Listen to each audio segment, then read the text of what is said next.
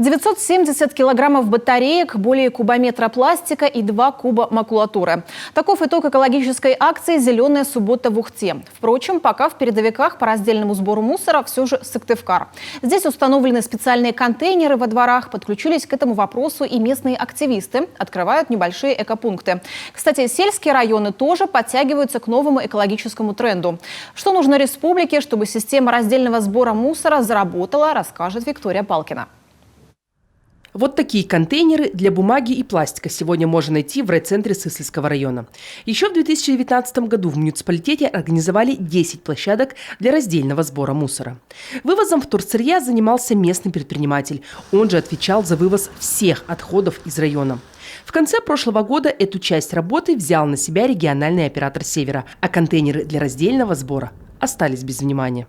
Теперь он не вывозится. Теперь администрации необходимо искать какие-то рычаги другие, выходить на предпринимателей, которые у нас занимаются сбором, приемкой вторсырья, скажем так, да, и с ними договариваться, чтобы они забирали этот мусор. Либо второй вариант этого, пока до налаживания всей системы вывоза раздельного сбора, брать эти контейнеры и заменить их обычными. Выход нашли, договорились с местными предпринимателями.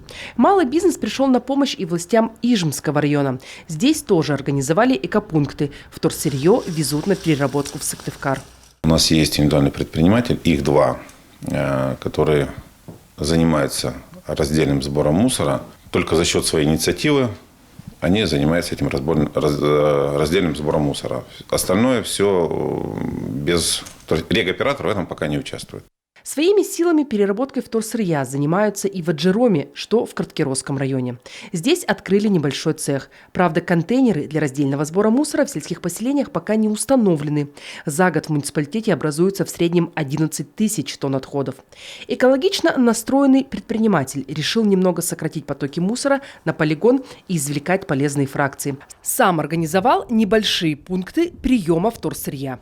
Есть у нас предприниматели, которые осуществляют переработку полиэтиленовой тары, картонных отходов, бумаги, полимер-песчаные изделия, вековату.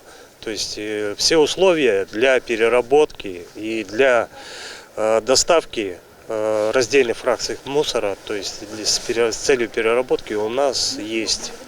Сегодня в региональном Минприроды работают над тем, как организовать раздельный сбор мусора общими усилиями. Пока же в каждом муниципалитете идут по своему пути. Это должны делать органы местного самоуправления, это региональный оператор, это операторы по транспортированию. Это такая комплексная работа. Все пытаются на кого-то одного возложить вот эту ответственность. Нет, на самом деле это вот такая комплексная работа. Система раздельного сбора мусора в Республике Коми пока на начальном пути своего развития. Сейчас это отдельные инициативы на местах, которые поддерживаются местными предпринимателями, властями, профильным министерством, регоператором и операторами по транспортированию. Пока все это носит точечный характер и целостной системы нет. Она может появиться, но при условии, что при каждом полигоне появятся мусоросортировочные комплексы. Там отходы и будут обрабатываться.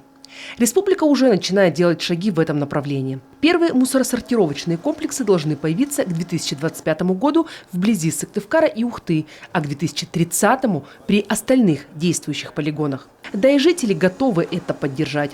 Только в столице Коми в прошлом году было открыто 2 новых экопункта. Горожане нашли помещение и организовали прием различных фракций. Деньги от сдачи вторсырья, пусть пока и не очень большие, тратят на благоустройство. Работает та самая схема, к которой должны стремиться все – отходы превращать в доходы. Теперь нужно наладить такую систему на уровне всей республики. Виктория Палкина, Иван Богомолов, Павел Люленмин, телеканал Юрган.